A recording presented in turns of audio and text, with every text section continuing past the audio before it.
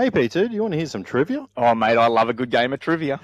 Guess what happens when a chook and two pelicans get together? What's that, mate? A clucking good time. That's right, you pelicans. The wobbly chook has jumped on board, keeping the bird presence strong. Whether you like a pale ale, brown ale, IPA, or a lager, the wobbly chook has you catered. Crafted from Yamba's finest chooks. Better still, Mick, how do we get some wobbly chook? That's easy, P2. Jump online at www.wobblychookbrewingco.com or pop in to 26 Cole Street in the heart of Yamba. And have a clucking good time. Cluck out. Cuckoo! Always remember, don't be a mud gudgeon and drink responsibly. Welcome back to another episode of the Two Pelicans Podcast. So you would have just missed that. G'day, you Pelicans. Here he was. You were sort of hung up on his Go and have a good time there a bit later on. Pelicans landing in 3, 2, 1. All right. Welcome back to the Two Pelicans Podcast. I'm Mick. I'm Bo. And we are the Two Pelicans, here to make fishing once again, though I definitely did not make fishing great over the weekend, and we'll talk about that a little bit later. But look, it's raining again here in sunny Grafton.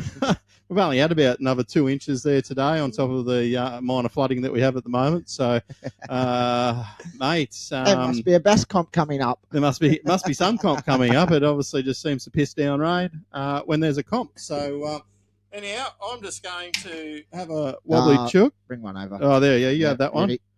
Just on the mother clucking mids. And look, if anyone's seen the...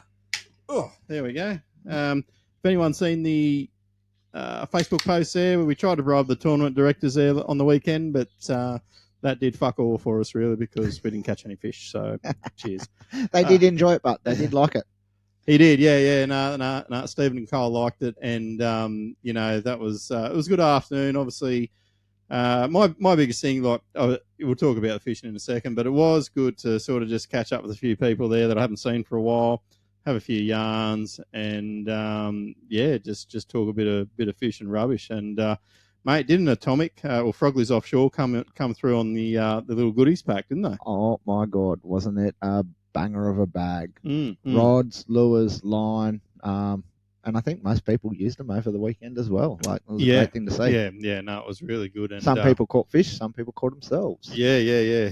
That's Okay, so hang on, let's talk about that. How the fuck did you do that? Oh, lucky for me, ugly fish sunglasses. They saved an eyeball, I reckon. Yeah, right. Of course, stupid cast, flicked it up, and it went into. It was near a dock, and there was a tree, and I was trying to go into the tree. Well, it fucking went in the tree, and you've gone to yank her out. Yeah, did the old yep. pull a tour, and nothing puts more fried up a fisherman than a lure coming back at him 1,000 miles an hour. 100 mile an hour, yeah.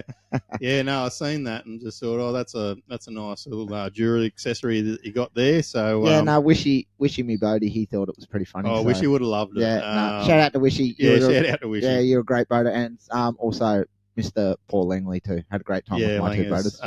Look, actually, just a shout out to them two guys. I wasn't in their boats or anything, but shout out to Wishy, big supporter of this show, loves it, has done a few contributions with it as well.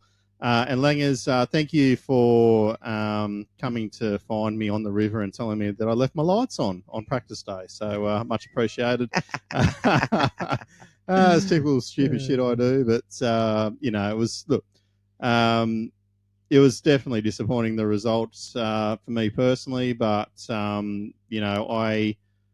I decided that this is the way that I was going to go about it. It was either going to be rip the balls off it or finish pretty much dead last, and unfortunately it was the latter, and that's all there is to it. So shout out to a few guys that found them there on the Sunday, and the fishing on the Saturday was just absolutely horrendous. Worst conditions I've sort of experienced on the Clarence River, and like I said to a few guys, maybe I should go out a little bit more when it's shitty weather like that, or we've got a couple of feet running down the river, just to sort of understand them flows and how they do affect the rock walls. I probably really missed the mark there on that respect. But mate, you did all right though, didn't you? Yeah, I did all right. I think 16th or 17th. Not too bad considering I stuffed Saturday up. Langley had us on the fish. I just what happened? I got snapped off twice on 2 crank crabs, which were good fish. I was actually helping him net a fish for him, and just Next minute, my rod went ping. And then I, reflecting back on Monday, on my failed sad day. I think I was striking. I was being a dickhead and I was striking the bite, and that's typical for a basso. Yeah. But on Sunday, like Sunday was a completely different day. I got 1 bite for the first 5 hours. Sunday was torturous for me, but yeah. Yeah, and then luckily enough, we pulled up at this little drain. And I know the draining question. And there, I literally just went bang, bang, bang. And poor Wishy, he'd put cast in there. He'd put cast in there after I caught fish, and I don't know, for 5 minutes I'd been kissed on the dick by a fairy. Yeah. and that is fishing. I guess for me personally, I had Mackenzie luck on the first day, and he sort of changed up and done a bit of blading, which proved pretty vital. And then we moved out onto a rock wall there and cranked on top of it. And we were using pretty much the same gear, the same lures, same everything. And it obviously just didn't go my way, unfortunately. I got a couple, but Mackenzie, I think, got another 3 maybe there. So I think he might have had maybe 7 or 8 legals. I think I got about 3, maybe 4 undersize. That's fishing. And that changed on the second day. Went there again, sort of hoping that something had happened there. But the extra 2 foot over it didn't really appeal to the Bream. Spoke to Horn Dog on the day, on the second day, and he sort of found them. And right place, right time. And he did put a pretty good bag in on the second day. But look, shout out to Mark Healy once again. Getting it done. Getting it done. Doesn't matter if it's 15 grams or 500 grams. Yeah. Now you're drinking this. Do you smell anything funny about these? How long have they been sitting in the esky for? No. This is what I pulled up there the other week, but I have a story about it. So anyhow, there's quite a distinctive barbecue smell. And look, obviously with all the rain going down the river, the ferry got shut. I had to drive a long way around, but so did a couple of guys or a couple of competitors that were staying with Mr. Tags there at Southgate. And one of them guys was Chris. Shout out to you, Chris. He won a meat tray at the tavern there on Friday night. I said, I'll go pick it up for you. I went and picked it up for him, and I reckon it's just leaked through my angle everywhere. Ooh. And I did pass it on to Tegan, but I did see he put a post up. He had engine problems on the second day.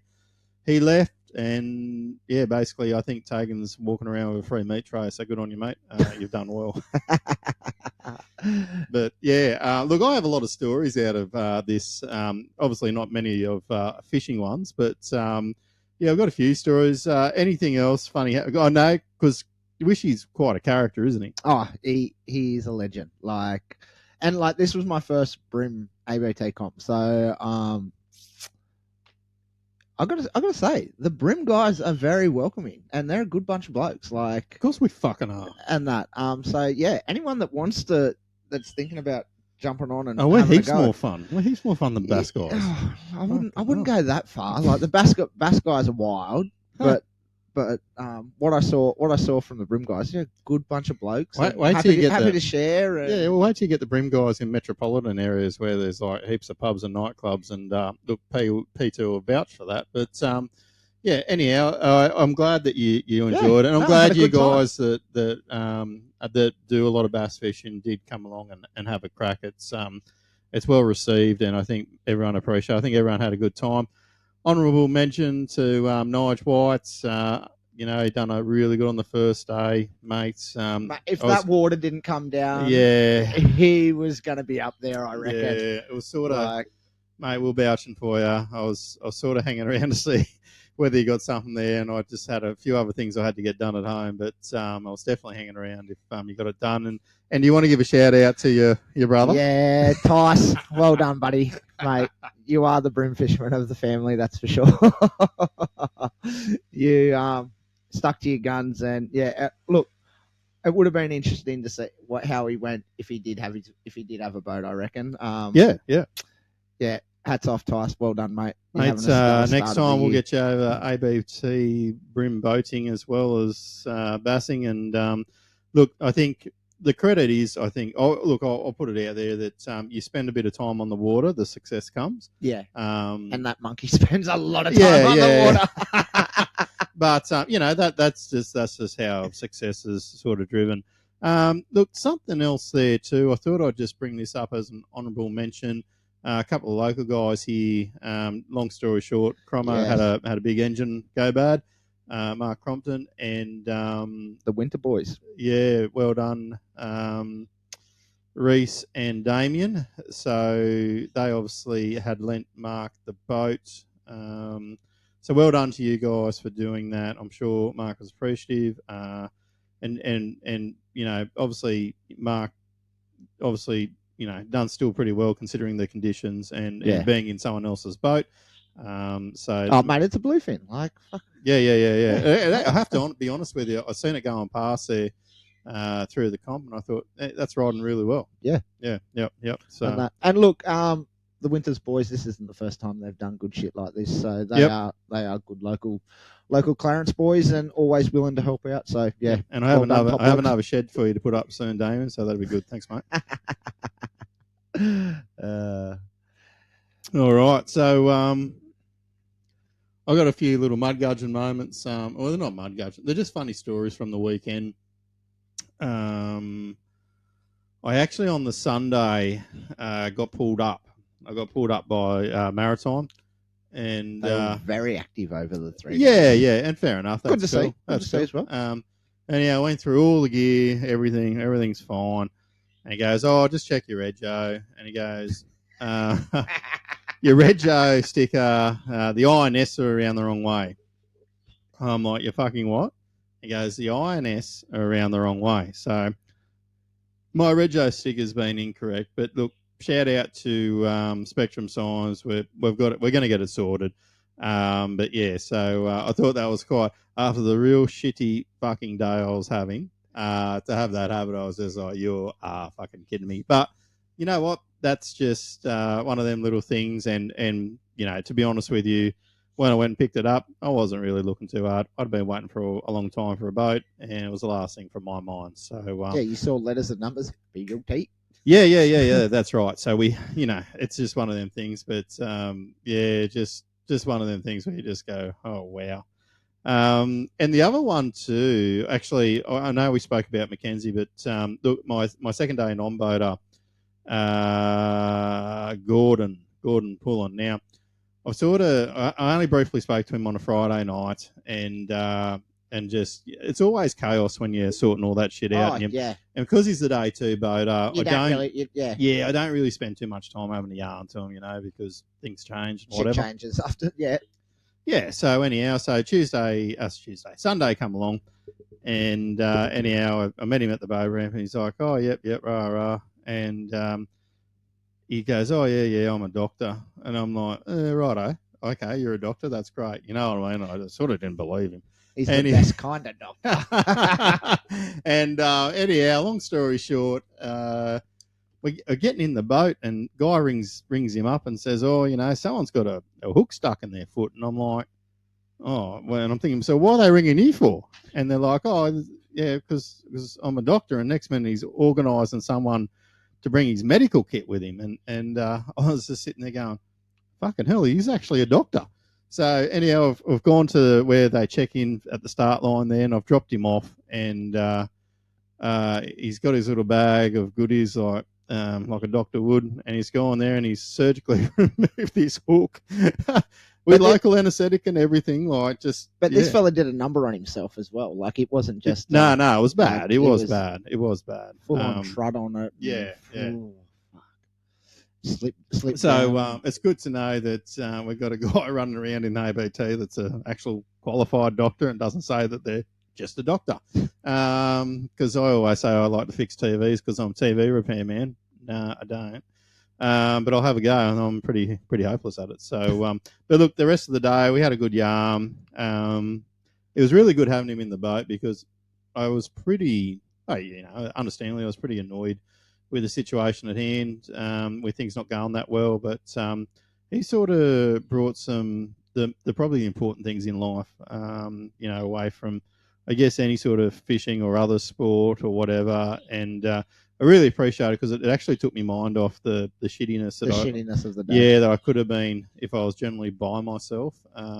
Generally, if I was by myself. 10:30, I was going to mow the lawn. Yeah. That's you and I had that conversation. Like, how you going? Oh, I'm probably going to finish early and go mow the lawn. Like, all right, as good as me then. So, but yeah, no, that was really good. Appreciated the time with Gordon on the boat, and he specialised in a few things that we probably won't bring up in this show, but and it obviously led to a few jokes. And, he's an artist, put it that way.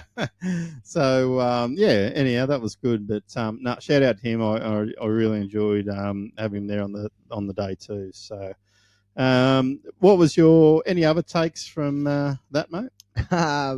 Jumped on the boat with Wishy, and he's like, "Right, I'm medical bloody practitioner or whatever." Fucking runs me down. Are you diabetic? Yep. Are you anaphylactic? Yep. And I just was like, "You got anything for fucking stupidness?" Nah, you're on your own there, mate. So, that was he is a character. I'll fish with. I'll jump on. I'll be his nonny any day of the week. Awesome. He's always been good value. And I think me and the boys are gonna shoot down, and I think Tyson's gonna do Tari and Foster. Cool. But me and Phil, we're definitely gonna go do Foster because I think that's the weekend. Yeah, that's right. We're not going to do a double header. We're just going to come down for the weekend, and then we're going to go up and do the Tweed. But Phil's going to jump in a boat. Oh, good on him. Yep. He'll have his boat fully ready.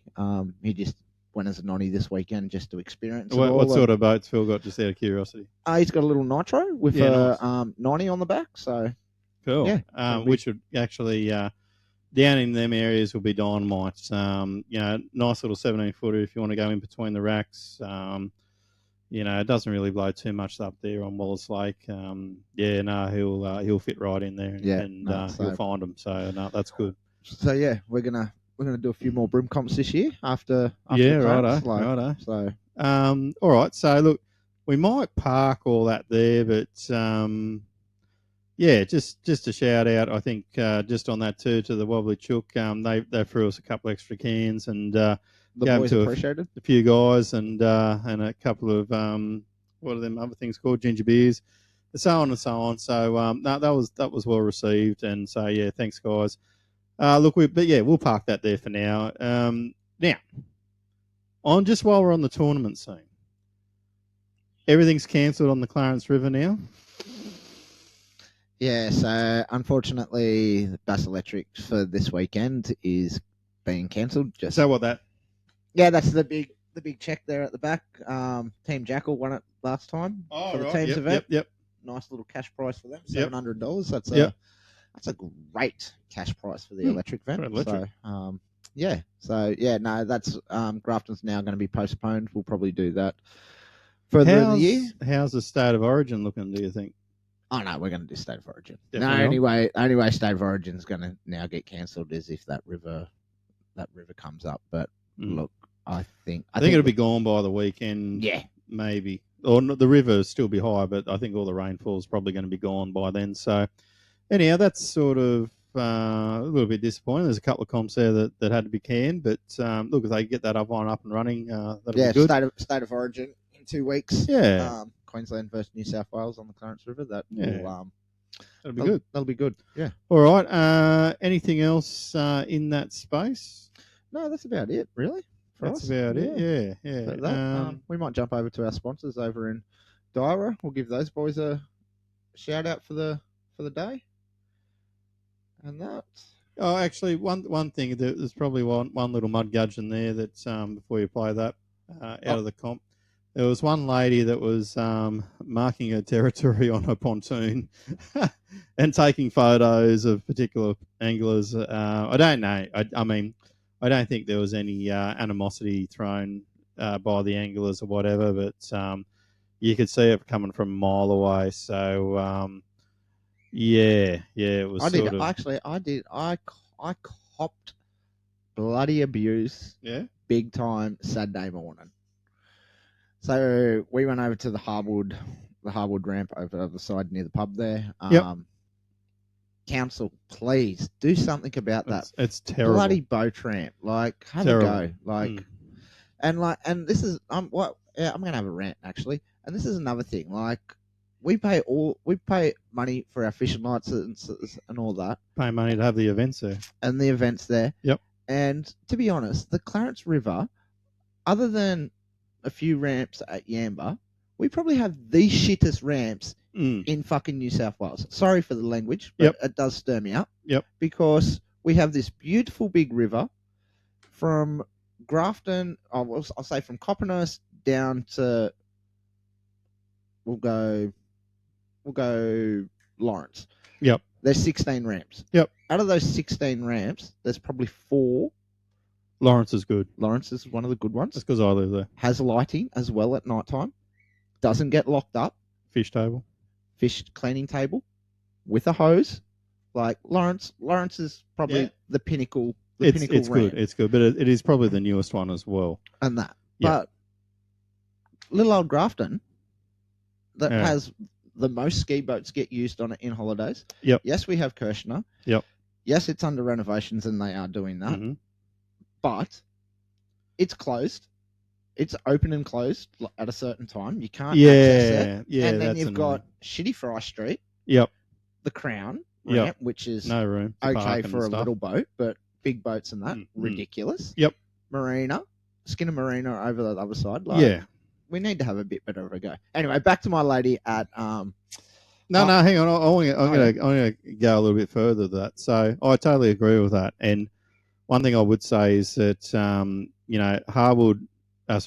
McLean needs to do something in the way of a pontoon for trailers and boats or something, or on the other side of Harwood there.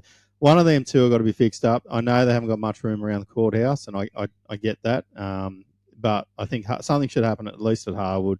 It's once again, it's a little tinny ramp. It sort of hasn't got jetties or pontoons or anything there. The other one is that they could really look at doing, is to be build honest, something at the showground. the showground. Yeah, or the showground, Junction Hill. That could be fixed up a lot better. But anyhow, I totally agree with your sentiment that there's a lot of look. It's just not fishing. There's boating and waking and all that mad shit. But I think they should do something.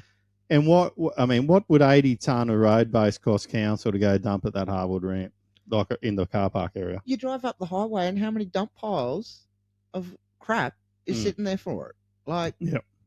I do 10Ks an hour there, and this is like every year. Like, I might, up until a year or two ago, I'd at least do one comp there a year, even with the local club, and once you even get up and turn back onto that grass area, you got to put your seatbelt on, or else you bounce straight out of that fucking seat. There's holes in it. It's bad. It's really bad. So, yeah, it's shocking. Anyhow, go back to the lady or the story. Yep, so like there's a bus stop, and then there's a sign 50 metres down saying shoulder closed. So to me, where that sign is, past that's the shoulder closed. So I've come in, I've parked next to the bus stop area bit there. Well, she's came out. You bloody disrespectful people! You aren't even from here. And I part of me in my mouth was like, oh, let's go. You want to play? It's early in the morning. I'm not a morning person, but no. Within, I was like, no, be nice. Sorry, darling, what's your problem? And she just hit me again, and then turned around and was like, you're not even a local. And I was like, righto, here's the ACME card. I was like, love, I live at rah, rah, rah, rah, rah. Not giving you bastards me address. and I was like, I work here, I work there. Why aren't I local? Yep. Well, then she soon piped down. The Sunday, I thought, well, I'm going to go park there again. Yep. And that. God bless her heart. She came down and offered me a coffee and apologised. Fair dinkum. Yeah. So that's a mud gudgeon turned whiting or something. Yeah. No. So she started like she taught Just me. gave it to me. And then like part of me was like, oh, let's play games. But then I thought to myself, no, this will end up with a sit down with Nicole. Yeah. Oh, look, you know, and like we don't need that. Like we weren't doing the wrong thing. Like, and I understand that 5 o'clock in the morning, she's had 30 fucking boats rocking up to her house to use the ramp and all that. But I'm going to say this, like, but you chose to live at a boat ramp. You chose to live there. You know, I don't even start me on this conversation about people that whinge and whine about stuff, because 9 times out of 10, okay, yes, cost of living, that's all you could afford, whatever the case is, but that's why it was that price, or you live there, these are the consequences, right? So, you live near a boat ramp, that's what you get. You live next to a public park, you're going to get that stuff too. You're going to get dickheads on the weekend probably trying to break play equipment and shit like that. You know, you live on the water, you're going to have people throw lures at your pontoon. It's simple as that, right? As simple as that. All right, so we might get on to that sponsor thing, and then we're going to try something again on the whole tech space. This will be like take 2. So, but anyhow, we'll hear from our sponsor. Hey, P2. Hey, mate, what's up? Mate, now that I've got this boat here and I've got the electronics on the way, I'm going to need some fishing gear. Mate, you can't look flash in that new rig without some new fancy fishing gear. I know. Mate, I can only recommend one thing. I would head over to the Dire Australia website, mate, and make yourself a little bit of a wish list, and then head into your local tackle store and see if those legends can get it in. Because if there's one thing I know, mate, Dire Australia, they have it all. Whether you want a brand new rod, a nice new shiny reel, or some new line to go on it, and you're going to need some tackle, of course, they have it all. Dire Australia is your one-stop shop, and the big supporters here, Two Pelicans Podcast. Righto, thanks Dire Australia for your ongoing support. And look, I think we've got one more prize pack to give away there from for something that we'll have to come up with in the near future. We better come up with something really quick and get that offloaded to one of you awesome listeners. Just on that too, I did notice I was starting to peak out a little bit because I noticed, like, I guess the Spotify things and that had sort of dropped a bit, and I've sort of started peaking. But it's because you legends are starting to watch this on YouTube, and so I can see where it's being picked up, I guess, on YouTube. So shout out to all you guys that are jumping on YouTube and having a look at it that way. You get to see our ugly mugs while we drink a couple of chooks, and we might have some ugly mugs joining us in the very, very, I shouldn't say that, one ugly mug and possibly one lovely lady. But yeah, we might have the power of editing magic that I'm probably not going to have, and I'll fuck it up again. Yeah, so what you're going to see is we're going to magically disappear, and then when we come back, we're going to come back all like the Brady Bunch with all these other people. Hooroo.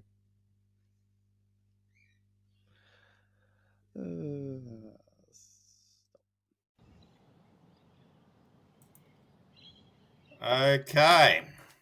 All right, guys, and to the magic of technology, we are back here with the Two Pelicans podcast. We're all like the little Brady Bunch here, except there's only 3, not 6 of us. And Bo looks like P3, you're out on tour there. But look, we just want to welcome a very special guest, Craig Templer. Welcome to the Two Pelicans podcast. Now, you're the guinea pig for this as well, so we're doing pretty good. We actually tried to do this, I think, with Nick while he was over in the over at the Bassmaster Classic as well, and it just didn't work out. And I don't know whether Donald Trump had some sort of like, protection thing there. We couldn't get through properly or whatever. But anyhow, but mate, first of all, how's the jet lag? Could be the tariffs. All settling in, mate? Yeah, it was pretty brutal coming back. I think I went about 36 hours on the way back because we had a 14-hour layover in San Francisco, and I think I had about an hour sleep in about 36 hours. So, yeah, and your body's still in that whole, out of whack thing. So coming good now, though. All right. Mate, I have to ask, look, for people that are listening to this show that don't know, yourself and your wife, Susie, went over to the Bassmaster Classic over in Texas. But look, I want to know what was the decision around you going off to go do that? Like, what was the whole moment where you guys just dropped everything and said, "Righto, we're going to go"? Well, for me, it goes back over a decade. Like I've been following the Elite Series for probably a decade, and then obviously Carl's journey through that process, and then qualifying for the Elite Series, and then ultimately qualifying for a Bassmaster Classic. This was his third one in a row. So, and would love to have been there for the first one, but obviously, we at that particular time couldn't get across there. So, followed it very closely, and it was just basically when Eastern Fothergill won the Open. I think it was back around September. Yeah.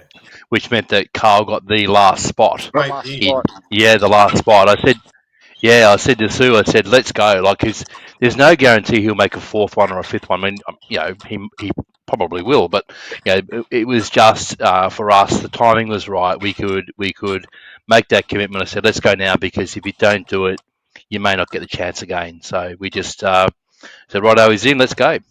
Yeah, righto.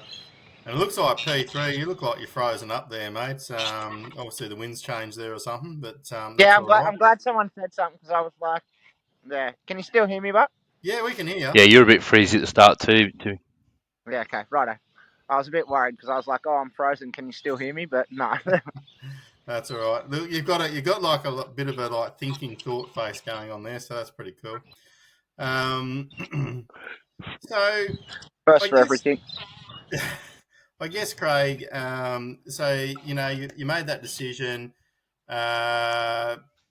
What was it like getting over there, and how was the flight and everything like that? How did it all sit for you guys going over there?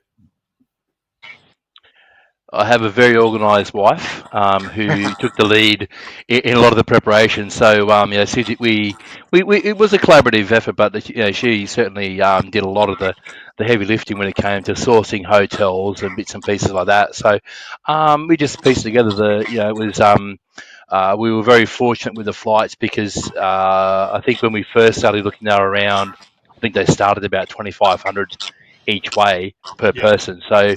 And then I think it was around November there was one of those sales that came up.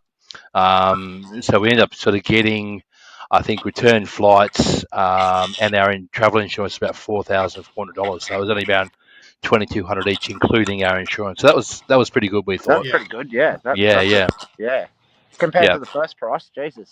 Yeah, exactly. Yeah. So and the flight itself, we did go via San Francisco because of Sue's Virgin status, so she was able to get us into the lounges and bits and pieces and upgrades and all that kind of stuff. So we sort of rode the coattails of that during our travel, but it was only, I think, 3 hours on the way over. And then it was a 14-hour layover on the way back in San Francisco. So jet lag itself on the way over, we were pretty tired by the Monday, but what we'd done is we travelled down to San Antonio for a couple of days. So we just used that as a respite period in the trip, because we knew that once that classic started, it was going to be hectic and the fatigue would really kick in.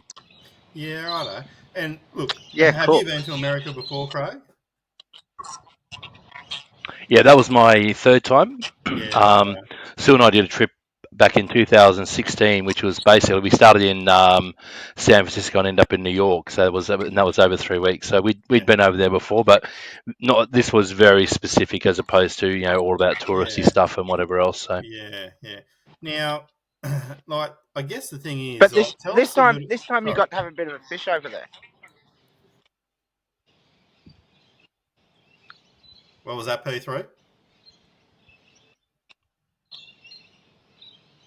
Yeah, Bo was talking about having a fish. Oh, okay. Was this the first time that you got to have? Was this the first time you got to have a fish over there?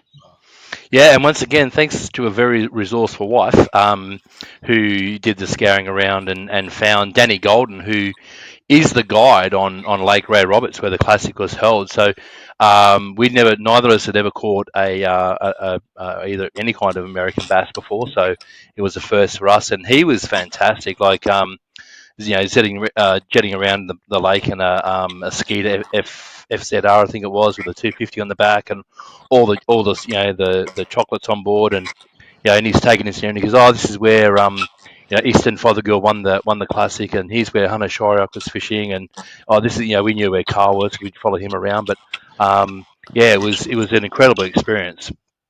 Yeah, nice. Yeah, that's unreal. And did Sue catch the biggest fish? Of course you did. It's always the bloody way when you take the limit. Yeah, no, look, she did very well, and I said to her, and even the guy, like Danny was saying, he said, because that fish went, I think 6 pounds 7 ounces, so it was a good fish, and he said to her after, he said, you got to realise that there are people who come to this lake all the time that don't catch a fish that big. So for her to do that was, it was pretty cool. Caught it all on film.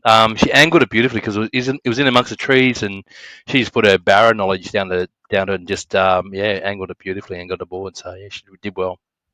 Yeah, well, that was going to be my next question. What's the biggest difference you think compared to our bass and their bass trying to catch them? We were using chatterbait, so the techniques we were using. I think the other one that Danny was showing me was the what do you call it? I can't remember. It was the rig with the worms, and he was just sort of flipping into the wacky amongst worms? us wacky worms. That's them, yeah. So he was using those, and he taught me to do that towards the end. But the main difference really in the bass is they jump, like so. All the fish we caught, you hook them up and they come up and they jump, get aerial, whereas our bass don't do that. I would still say that because we were fishing, like I think I was using 14-pound fluoro straight through on the outfit I was using. My fish was around, I think, 3.5 pound. It felt a bit skull draggy, it fought well. Don't get me wrong, but I think pound for pound our bass probably go harder, but they're not as aerial. Which is obviously where I think they're a little bit harder to get in regard, that spinning hooks and whatever else. So yeah, but certainly the big one that Sue got, that went really well. So she needed all the gear that she had to get that in. Yeah, okay, nice. So I guess you went over there, but you had a little job to do as well, didn't you? You had to take over some merchandise for Carl. Do you want to just explain to the listeners how that come about? Yeah, look, we had very special cargo on board. You'll see the shirt that I'm wearing. It's the Fear My Heart supporter jersey. So due to the cyclone that had come through, luckily a week before we left, or unluckily in this case, but they hadn't been able to get those supporter jerseys across to America, and luckily we were actually stuck in the cyclone. We were offline. We had no comms for about 3 days.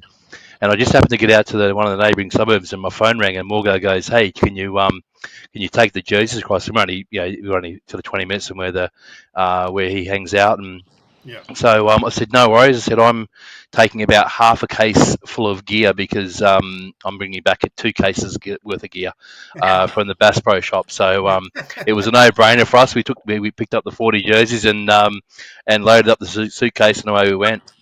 There goes my next question. I was going to say, how much did you spend at the Bass Pro shop, and how much did it cost to get back? Well, once again, this is pretty lucky because. And tell us, Craig. I was going to say pretty lucky because of Sorry, mate. I was just going to say, sorry, Craig. On No, top of Bo's question, just tell us about the experience of going in the Bass Pro shops and like how they're off the chain they are compared to, say, an Anaconda or a BCF here in Australia. Oh, they're next level. You literally combine anything from a bass boat through to any kind of rods, reels, tackle, and then you've got the merchandise side, and then you go into the hunting and the camping side. I mean, the first one we went to, which was on our way down to San Antonio, was at Round Rock, and we went in there. It had a bowling alley, and they've all got shooting ranges and stuff like that. So these things are just huge. And when we were over here last time, it was back in 2016. We were at Houston, and I said to said, we'll go to the Bass Pro shop for a couple of hours on the way down to New Orleans, and went in, and that's when we learned that you don't go to a Bass Pro shop for 2 hours. You just can't do it. You just you're there for multiple hours, and just to see everything and take it in. Yeah. Okay. Yeah, that's And how much a bowling alley in a fishing shop. Quite a bit. I was quite specific. our biggest thing was actually, and we probably didn't bring back as much tackle as we could have, because we both found full wet weather gear, Gore-Tex wet weather gear, which was, when you converted it out, it would have been, I think, retail, would have been something like $2,500 here that we got for, I think, $400 a set. It was ridiculous. It was all marked down, so we went, okay, I'm prepared to sacrifice a little bit on fishing gear for the wet weather gear. So so we bought that back, and but yeah, I targeted stuff that I couldn't get here specifically. Oh, so we're probably going to see some secret big brim lure for next weekend. What you're telling me, is that it? Well, funnily enough, and I knew this from another mate of mine, but they're crappy. The lures they use for crappie are perfect brim stuff. So I did bring back some sneaky crappie gear to try it on the local brim. So So look out. So and going on to that, you've got your first event for the. Oops, sorry. Oh, sorry. No, sorry, I was just going to keep going with just the Bassmaster stuff for now. We'll move into that other part in a sec. But so you get over there, you get to Ray Roberts. You have like a bit of they have the expo there and they have the media day. Tell us your thoughts on them couple of days. Or the expo runs the whole time, really, doesn't it? Yeah, well, so the media day, which I thought, and historically has only been open to media, like when Steve Morgan was over there a couple of years, I think Joey got to do it, and I think Paul Maloff, they were about the three that got in there and sort of were able to interview the pros. Anyway, we found out I think it was only a couple of days prior, that they actually opened up to the public from 1 till 3 p.m. So we rocked out to the Bass Pro shop. It was out at was it called Grapevine? I think it was, something like that. And there's this parking lot full of 56 boats and pros, and you could just walk in and talk to them. And so I had the GoPro running and interviewed a few guys, and I had my Barra singlet that we got from the Barra tour, took that over and got 11 guys to sign it in that time, because it was just, and I think for me that was a real highlight, because once again you follow these guys and notwithstanding Carl, but you follow these guys, all these stats and all that kind of stuff, and you're going, here I am talking to these guys in the flesh, and that, so that was a real highlight for me, that having access to those guys. Did any of those guys recognise that singlet by any chance? One Gussie. One Gussie. so when you look at it, he signed it right in the middle. He's got Barra Rule Gussie, and that's how he signed it. So very cool. And it was actually it was a talking point for the guys I was getting to sign to. They said, "Oh, we know about this," and I said, "When are you coming out?" So there's a lot of guys over there in that elite field who have their eyes very much on the Barra Tour. So don't be surprised if in the coming year there's more guys coming over, because they're very aware of it. They know how much fun that Gussie and Carl and all those guys have had that have come across. So I wouldn't be surprised if there's more in the not too distant future. Yeah, no, that's very cool, and very cool to hear that we'll have some more internationals coming over to play. Yep. Just got to get him out of hunting season. Look, you can't complain when you've got those big elks and that going off over there in the run. Like we've all seen those YouTube videos. So we've got so you're over there. Obviously, what was it like takeoff and watching the takeoff in the first day? And then maybe just give us a bit of a prelude into your the next couple of days and when you're off the Bassmaster Classic, and then how you jumped on a pontoon boat to follow Carl as well. Yeah, so in the lead up, I'll start with the lead up to the Classic, a little bit about a pontoon boat. Daniel Holder, we had a little bit of a group chat going. There was just sort of sharing some information on what was going on, and Daniel had found this pontoon boat, so we were like, heck yeah, if we can get that organised, that'd be really, really cool. So I'll go back to the lake itself. Ray Roberts was about an hour's drive out of Fort Worth. So the weigh-in itself was in Dickey Stadium. So Dickey Stadium is a 10,000 seat stadium, which by the Sunday is full. It's crazy. And there's lights and there's all kinds of stuff going on, and so it's a real thing. So, but yeah, the lake itself is about an hour's drive out of Fort Worth. So we were going out. We were getting up around. We were leaving our hotel, I think, around 4:30 in the morning or something like that, to get out to get a park and get a spot. So and then once you're there, the boats are rolling in, and you're sort of just going, oh, there's so and so, and what it was, and Dave Mercer walks by, and you yarn to him, and that kind of stuff. On the last day, I was chatting to Chris Bowl, the Waymaster. He just comes up and, hey, how you going? And having a chat to him, and that was really cool. And he was telling me a little bit about behind the scenes and so forth. But being there it's the same thing. It's that moment of like going, this is a Bassmaster Classic, and you're getting that magnitude of what that event is, and then you're just watching how it all runs, and they in their practice they've actually done a rehearsal of how the actual start will run. So they've already rehearsed that and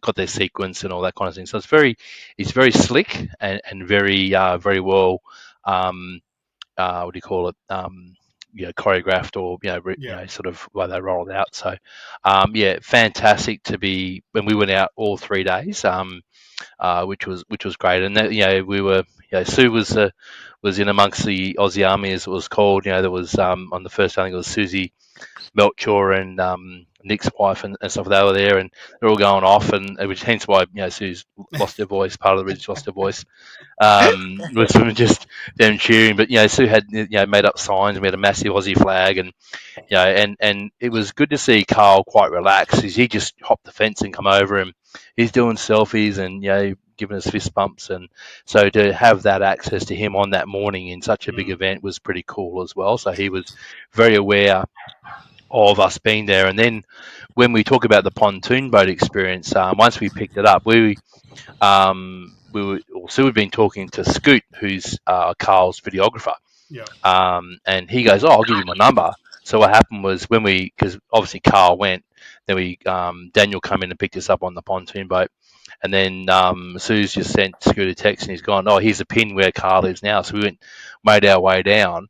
And then it was quite funny because we watched him for the first, we can say probably 3 hours. He was in that general vicinity, and which was cool in itself, because Scoot had come over and he goes, hey boys, do the Aussie, Aussie, Aussie. So we do a chant for him, and then Daniel put on Down Under, put it on the speaker and played that for him, and all that kind of stuff.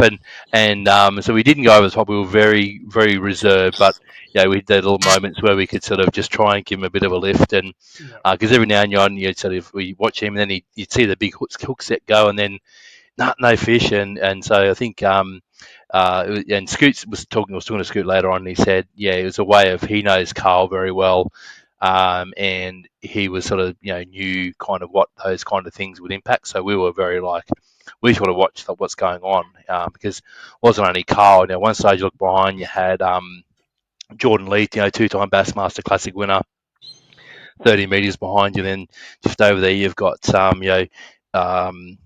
Corey Johnson, driving by. You're just in amongst all those guys, and I must admit, Daniel and those guys are on there with us. They were incredible. Like, I'm going, I wonder who that is, and they'd be like, they knew by stance, by boat wrap, exactly who they were. They were all over it. I was impressed. So I didn't have to worry about who was who, and they were spot on every time. They'd be like, that's so and so, and because I wasn't up on all the wraps, but they knew exactly by the boat, by the motor. It was insane. What So colour t-shirt they were wearing that morning? Exactly, 100%. They were all over it. So I thought, geez, I'm not as diehard as I thought. So, so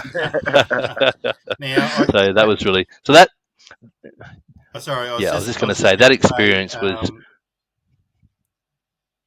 Sorry, Craig. No, you're right. You go.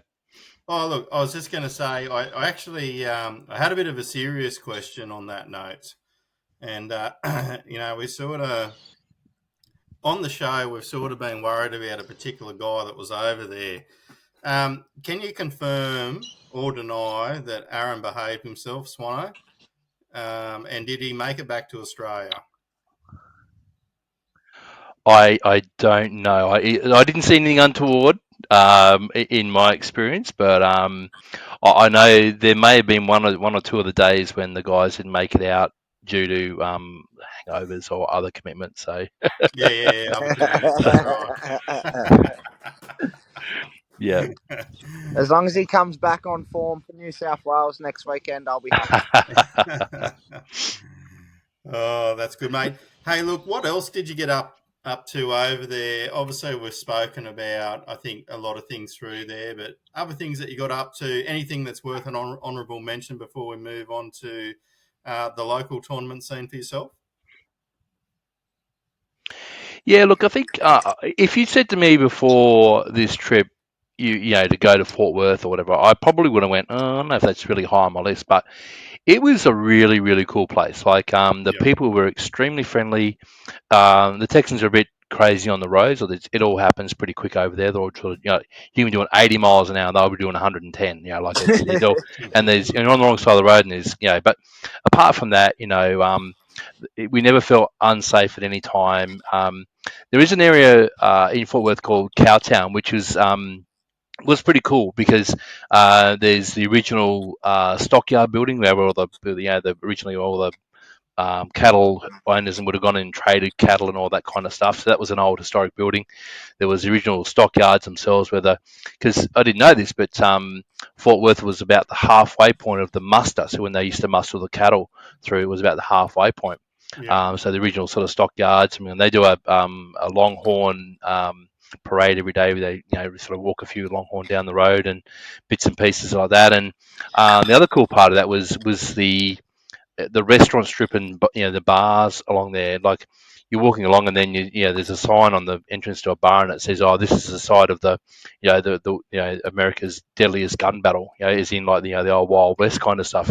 That kind of stuff was pretty cool, you know. So there's a lot of history there. So really enjoyed that part of it and that. So yeah, and we spent a couple of days in San Antonio on the Riverwalk, which was nice and long enough, I think, to go down there. Right, I've got a bit of a chefy question. Not all about fishing on this podcast. What was the best thing you ate over there?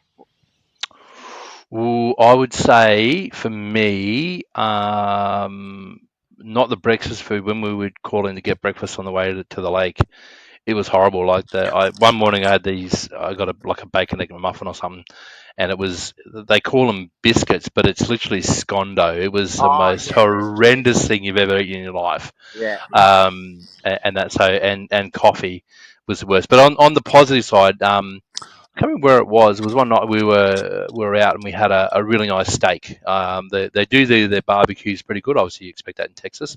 So I'd say definitely that was in Fort Worth one of the nights. I can't remember exactly where it was, but yeah. So it's like anything in America. If you buy it cheap, it will generally taste like crap. But if you pay for it, then the quality is actually really good. Yeah, nice. Good to hear that they've got some good steaks over there since our government won't let their beef in anymore. So. That's it. Yeah. Yep. Oh, there we go. All right. Look, I think we'll just wrap up that side of it there. But obviously, yourself and P3 here have something in common. You guys are both tournament directors, and QTS is about to start in a few weeks' time. Would you like to tell the listeners a little bit about what it involves, where you go, and how it works? Yeah, so Queensland Team Series, or QTS as it's sort of commonly known, it is scaled back this year. Like I haven't had the time to commit to provide what I think is full value for the sponsors. In other years, I've made a real effort around, these guys are going to support us with some big money. I want to try and give that back in exposure and stuff like that. Mm-hmm. I haven't had the time this year just for my personal circumstances. So for this year, I've scaled it back to just 5 rounds, and it'll be more. It's a teams event, so it'll be $100 a round per team. You can fish solo if you wish. And it will be apart from we have some fees we give to ABT because they cover the insurance, which is about $10 a team. Other than that, it's pretty much it's full payback into the kitty. And we have a couple of other offsides. We have a big Bream. Matt Fraser's actually come on board from Brambalures this year to pick up the big Bream prize. So he's putting forward some lure packs and so forth for both the junior and the senior big Bream. Yeah. Matty's doing some great stuff in that in his development and his lure production and that kind of thing. So he's really excited and yeah, he's obviously got a long history and with bream fishing and that. So really great to have him on board. And then I'll probably just I'll have a couple of other minor sponsors that'll just come on board and with a little bit of product and that. But for this year, it's scaled back. I'm very fortunate next year my circumstances change again, and I'll have a lot more time to commit, and then we'll try and scale it back up and get it back to where it was. So, but yeah, so teams event we've got running them out of Paradise Point. So the first event we're running is on the 13th of April out of Paradise Point. 7-hour sessions, biggest 5 Bream throughout the day based on weight, and then we'll be running a couple of rounds out of the Tweed as well. So which is always in that time last year when those big bags were coming. I think my brother's looking forward to getting back to your Tweed round. He hasn't stopped talking about it. Yeah. The Tweed fished off its head last year, which was great. So that's pretty much. And the other thing that I tried to do with it this year was with the Barra round. Well, with the Barra fishing so well, you get to around September and everyone heads north. They're not interested in fishing for Bream anymore, so they all go north and that. So I didn't see the point in running events right through to October or November. So we've sort of kept it in that prime kind of Bream season, if you want to call it, because come August, the flathead season kicks in, and a lot of guys go and fish flathead, and then the not only that, northerlies kick in, and then the Barra take off. So I sort of tried this year, made it more specific, and then next year we'll sort of shape it up for what next year looks like. So. No, sounds good. Sounds like you've shaped it into a nice little niche market there to work around all the other comps that go on up on the Gold Coast there. Yeah, and Chris Golding, he's also ramped up Bream Tournaments Australia, so they'll be running again this year as well, and they're doing 7 rounds, so that'll be great for the guys that want to do, and they do a little bit more diversity in their locations as well. So there'll be some options out there for the guys who want to fish the varying locations, and they're doing a full series, so which is good. Just what I can't do this year. So great to see that there's those options there available for everyone in not only southeast Queensland but North New South Wales to come up and fish those events. No, exactly, because we're meant to be having a QFFT down here on the Clarence next weekend, the same weekend you've got your event. But I'll let you in on a secret. If ours doesn't go ahead down here, your entry list is going to grow pretty quickly, I think. Cool. Yeah, I did see that. I originally had ours on the 19th, and then I think it was Joel McKenzie go, that's Easter. And oh god! So trying to when you try, as you would know, trying to plan a series or a season is a nightmare because you'll go. I think last year we moved too because I forgot after was on and you go, oh crap. So yeah, you're always trying to try and then you'll think I've nailed it, and then you'll rock up and it'll be like, oh, the Gold Coast Marathon's on. You're like, holy dooly, or whatever. So all that stuff that just kicks in, and you and you're on your feet and that. So we try our best, and end of the day, the series there is for those people that want to fish it there. I think the beauty of teams events is that you can go fishing with your mate. Mick, used to love coming up for your weekends away with the boys and having a few sherbies and then having a fish as well. So they can we are looking at I think the May round. I've got to catch up with Anthony Duff, looking at the second inner club between the North Coast Bream and Bass guys and us, which we ran last year on the Tweed. We want to run it on the Clarence this year, joining with those guys. So go down and get some real bags. You've said it now. It's going to fucking flood. Never floods in May, and now it's going to flood. No. The rain's got to go. God, no, we don't talk it's about dirty water anymore around here. It's sin. So, but anyhow, hey, look, Craig. thanks for your time. We've probably just gone over half an hour there now. Thanks for enlightening us on your trip to the Bassmaster Classic. Really appreciate that. And of course, anyone out there can reach out to you in regards to the QTS competition. It's up on Facebook. I think everyone's sort of aware of it. And thank you for contributing to the fishing tournament scene. No worries. I've actually got 500 gig of footage from my trip that I'm going to edit up into my my videos that I put on my YouTube channel, and that is aimed really doing what this is. It's about trying to give the experience, and follow that, and learn what we learned lots of stuff. There was lots of things around, even licenses and park entrances and all that stuff you probably don't think of.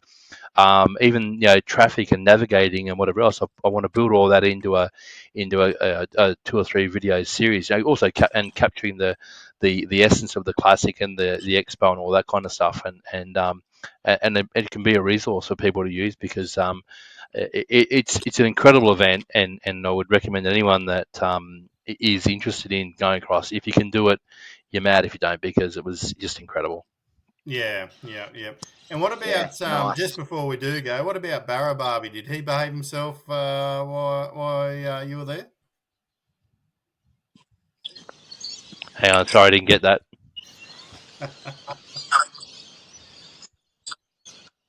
Sorry, what was that, Bud? No, I didn't get it, Mick. Sorry. Mick's turned into a robot. Oh. I said, how did Barra Barbie conduct himself well over there? Did Bad Bubby? Barra Barbie. No. Nah. Didn't hear it. Sorry. All right. We might. He's had too many chooks, guys. The chooks have kicked in. The chooks. All right, guys, we'll end it there. Thank you very much. Thanks for your time, if you can hear me. You've been listening to the 2 Pelicans plus Craig Templar. Check his YouTube out. I think it's Craig Templar Fishing. And, of course, if you're interested in the QTS comp, then by all means, reach out to his socials there. He'll be able to point you in the right direction. But for now, that's us. Hooroo. Goodbye. Cheers.